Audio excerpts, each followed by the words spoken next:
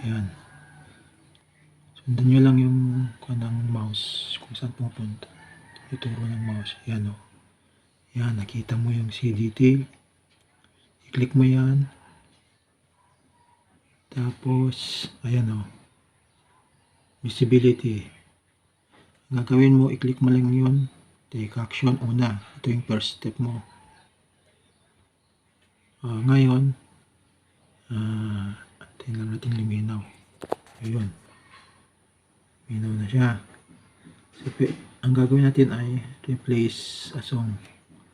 Nasa inyo, pwede rin yung trim out segment. Pero, the same step lang sila.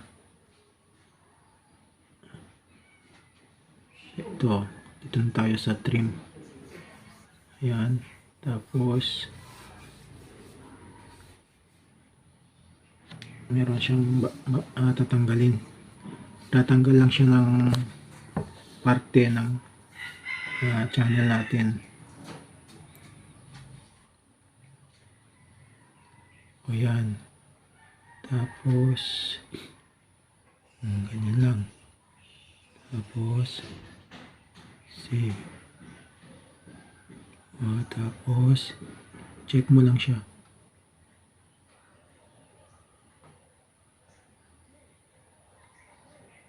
Ayan. Check. Tapos, ayan.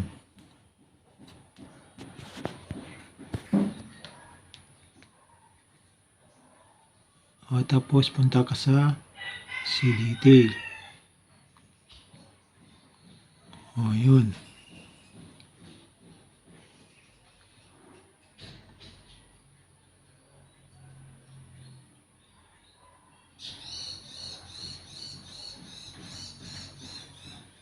Antayin mo lang kasi naglo-load pa siya eh. Loading.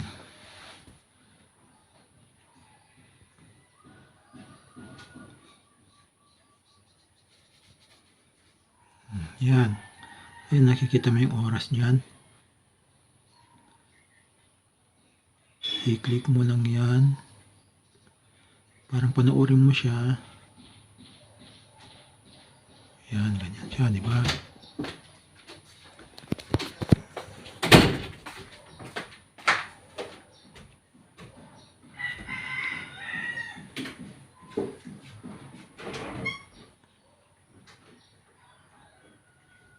Yan. Mga kwan lang naman yan.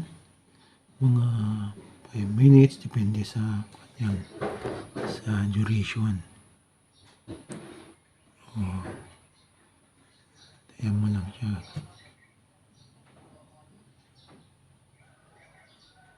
Ito sa trim pag trim segment, ibig sabihin yun, di ba nakita mo yung 1 hour and 39 minutes and 29 seconds. Mamaya meron lang siyang portion na tatanggalin dyan. Tingnan natin. Actual na to. Actual ng pag-alis ng copyright. Kaya matagal siya.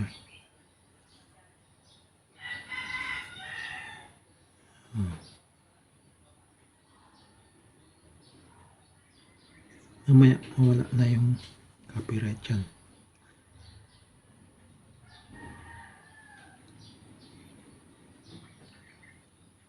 Ito.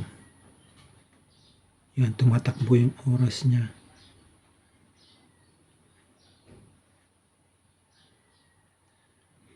Inuurin lang natin.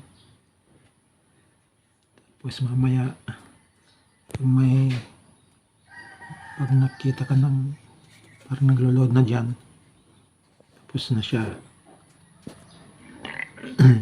Dito kasi, instead na mag-delete ka ng mga copyright, paano kung yung views niya ay 1 million mahigit, tapos na-copyright siya, tapos i-delete mo, di sayang din yung 1 million views mo. Kaya ang gagawin mo, huwag mo siyang i-delete, kundi sundin mo lang itong procedure na ito at hindi na mabubura yung video mo, kundi maaalis lang yung copyright. O yan na siya. Visibility, ayan, visibility, check na lahat yan. Yung channel, check na rin. Video, copyright details. Pag nakita mo green na siya, naka-check na ng, ayan o, check na yung dalawa. Ibig sabihin, yan mamaya nakita niyo copyright na yan. Yan o, mamaya mawala na yan. A few moments later. Kanina, may nakalagay dyan na copyright. Wala na. Nabura na. Diba? So hanggang dito na lang po. Maraming salamat ulit sa panonood ng aking channel. Ito lang po ang aking simpleng tutorial tungkol sa copyright. Hanggang sa uulitin, maraming salamat. Bye-bye.